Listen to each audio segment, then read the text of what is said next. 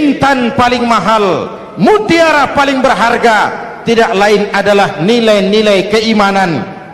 Kalau itu sudah tergadai, apalagi yang bisa kita banggakan dalam kehidupan ini? Kita merasa harta kita berharga, belum ada artinya ketimbang iman. Kedudukan kita punya nilai pun belum ada artinya ketimbang dengan nilai-nilai keimanan. Itu intan paling mahal, itu mutiara paling berharga. Harta baru ada manfaatnya kalau dilandasi dengan iman. Jabatan dan kedudukan baru terasa gunanya kalau dilandasi dengan keimanan. Kalau jabatan lepas dari iman, yang akan lahir Fir'aun baru. Jelas? Kalau harta terlepas dari iman, yang akan muncul adalah konglomerat Korun. Kalau ilmu pengetahuan terlepas dari nilai dasar keimanan, maka yang akan muncul adalah ilmuwan pelacur yang menyalahkan yang benar, membenarkan yang salah untuk kepentingan pribadi. Dan kondisi seperti itu tidak akan membuat kita makin sehat. Menghadapi zaman susah, tetap jaga akidah, tetap pelihara keyakinan. Kesulitan bukan untuk ditakuti, untuk diatasi. Hidup adalah kerja keras, bukan keajaiban. Perubahan tidak akan datang hanya dengan simsalabim abragadabra. Perubahan tidak akan muncul hanya dengan berandai-andai. Perubahan tidak akan turun dari langit seperti turunnya embun di waktu malam. Perubahan adalah kerja keras, sehingga Al-Quran membimbing kita, innallaha la yughayyiru ma biqaumin hatta yughayyiru ma bi anfusihim. Allah tidak akan mengubah keadaan suatu bangsa kalau mereka tidak mau mengubah apa yang ada di dalam diri mereka. Yang ada di dalam diri itu rule of thinking, state of mind, cara kita berpikir, cara kita memandang kehidupan, cara kita mengatasi persoalan. Boleh zaman berubah, akidah jangan sampai goyah. Silahkan masa berganti, tapi keyakinan jangan mati. Sekali la ilaha illallah sampai tetes darah paling penghabisan, tetap la ilaha illallah.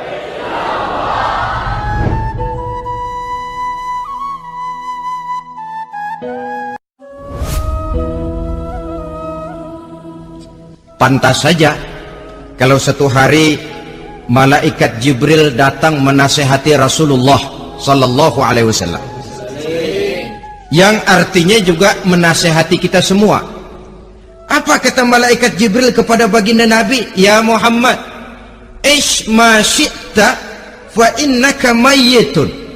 Hai Muhammad, hiduplah semau kamu, tapi jangan lupa kamu pasti akan mati.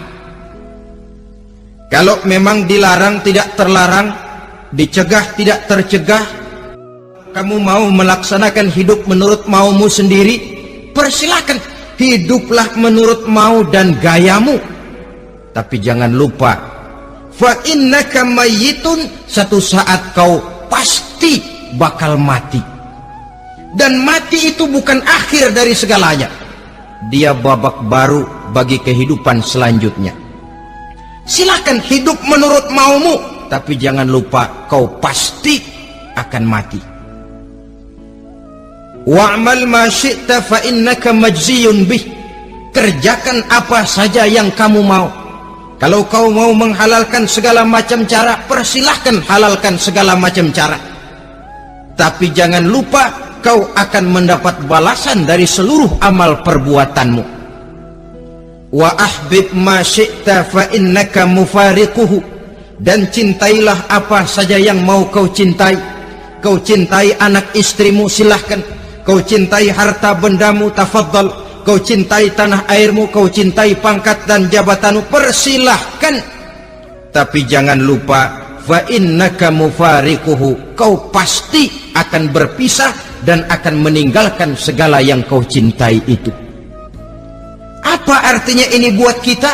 Ternyata sesudah maut datang menjemput kita, ada kehidupan sesudah hidup yang sekarang ini.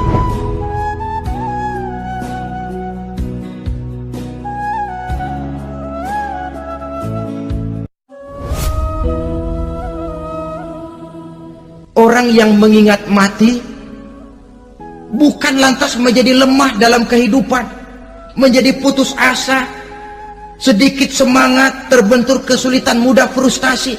Bukan itu tujuannya kita diperintah mengingat mati.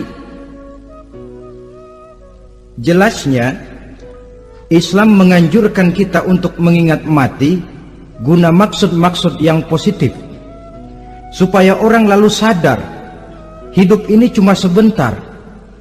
Mumpung hidup, maka hidup yang singkat ini harus saya pergunakan dengan sebaik-baiknya, melakukan kebajikan yang sebanyak-banyaknya, menjauhkan rasa malas, menunggu keajaiban yang datang dari langit, berleha-leha, bermain-main, sementara maut kalau dia datang tidak pernah main-main. Persiapkan dirimu dengan takwa, sebab kamu tidak tahu apabila malam datang kamu masih bisa hidup apa enggak besok pagi.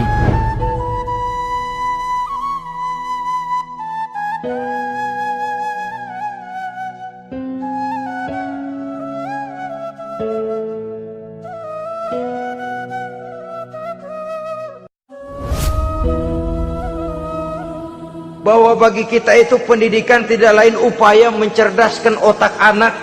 Jangan sampai sebab ini kelihatannya pembangunan makin maju, persaingan hidup makin tajam, tensi ekonomi semakin tinggi, sementara jumlah tenaga kerja dengan lapangan kerja yang tersedia jauh dari mencukupi. Jikalau tidak membekali anak dengan pendidikan yang menunjang lapangan pekerjaan, orang tua khawatir, takut sekali anaknya jadi gelandangan. Dikhawatirkannya kehidupan dunia ini, sementara dia lupa kalau anaknya bisa jadi gelandangan di akhirat. Padahal selama-lamanya gelandangan di dunia paling seumur manusia itu 60 tahun, 70 tahun lah umur orang sekarang. 70 itu sudah luar biasa itu. Tapi kalau harus menggelandang di akhirat, menjadi gelandangan di akhirat, alangkah menyedihkannya. Apakah akan kita korbankan satu kehidupan yang langgeng, abadi, cuma karena tertipu oleh fata morgana dan kamuflase? Kita korbankan yang sedikit, kita korbankan yang besar karena kita memilih yang sedikit. Dalam bahasa Al-Quran memang pernah diceritakan hidup ini hakikatnya perlombaan, saudara-saudara. Perlombaan. Dan di dalam perlombaan itu ada yang menang, ada yang kalah. Al-Quran lalu memberikan peringatan, Alhaakumut takatsur. Kamu telah lalai karena berlomba-lomba memperbanyak harta, mempertinggi pangkat dan kedudukan, hatta zurtumul maqabir, sampai kamu akan masuk ke liang kubur baru sadar. Apalagi kalau napas sudah sampai di tenggorokan, persis Fir'aun. Hidup ini memang kita berlomba, berlomba dengan waktu, berlomba dengan umur, berlomba dengan tenaga, berlomba dengan tetangga. Yang jangankan kita sampai mundur, berhenti saja sejenak, kita akan ditinggalkan oleh yang lain. Tiada kata mundur, bahkan tiada kata berhenti. Sekali kita melangkah, melangkahlah terus. Tapi berlombalah seperti yang dikehendaki Quran, fastabiqul khairat. Berlomba-lombalah di dalam kebajikan. Jangan berlomba-lomba di dalam kemaksiatan, kemunkaran, kejahatan. Berlombalah dalam urusan kebaikan.